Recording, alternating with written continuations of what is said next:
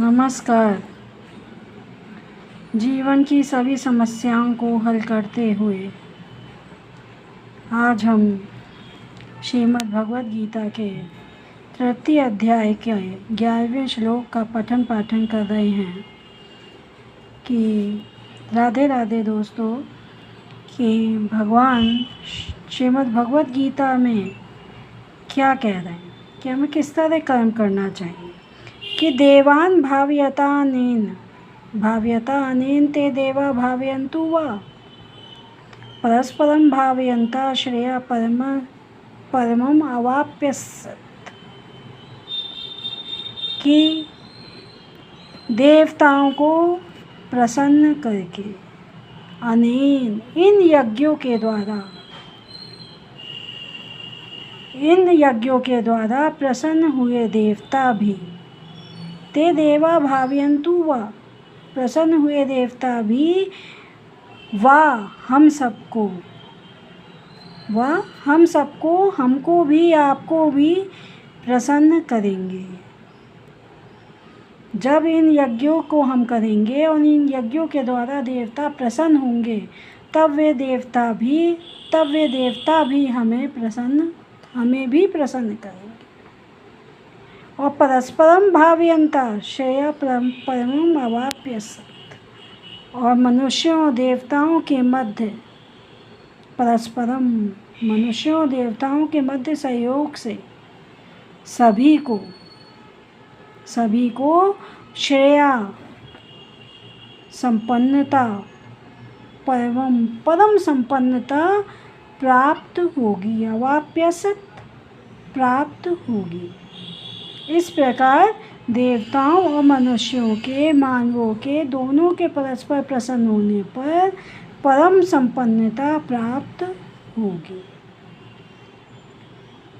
कि जिस प्रकार देवता हमें जब हम देवताओं को यज्ञों के द्वारा यज्ञों के द्वारा प्रसन्न करेंगे तब प्रसन्न हुए देवता भी प्रसन्न होकर हमें भी प्रसन्न करेंगे, हमारी इच्छाओं की पूर्ति करेंगे। और जब दोनों ईश्वर और मनुष्य दोनों ही प्रसन्न होंगे तब दोनों ही परस्पर सहयोग से संपन्नता को प्राप्त करेंगे। तो ये बात इसमें बताई गई है कि जितने भी वरदान हैं वो सब देवताओं के हाथ में हैं और वरदान को प्राप्त करने के लिए हमें पहले देवताओं को प्रसन्न करना होगा। और देवताओं को प्रसन्न हम तभी कर सकते हैं जब हम सात्विक यज्ञ करें। अब अगला श्लोक देखते हैं कि इष्टान भोगान ही वो देवा दास्यन्ति यज्ञ भाविता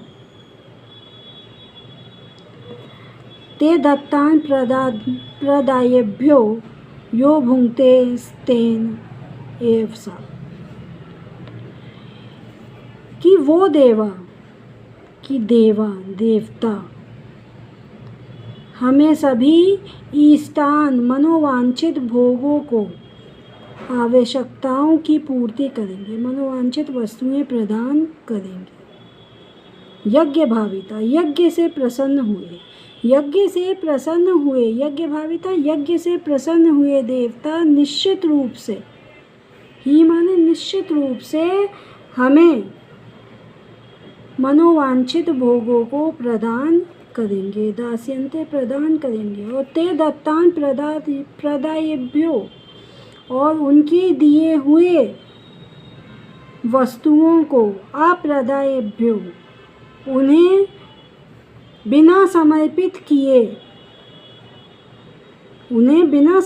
किए कि अगर भगवान ने ईश्वर ने हमें कोई चीज़ प्रदान की है तो उस वस्तु में से थोड़ा सा अंश हमें ईश्वर को प्रदान करना चाहिए।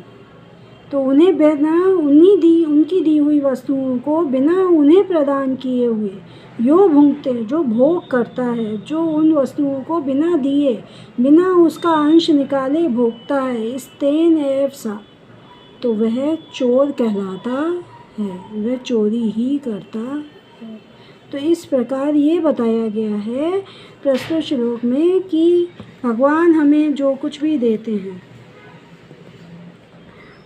भगवान हमें जो कुछ भी देते हैं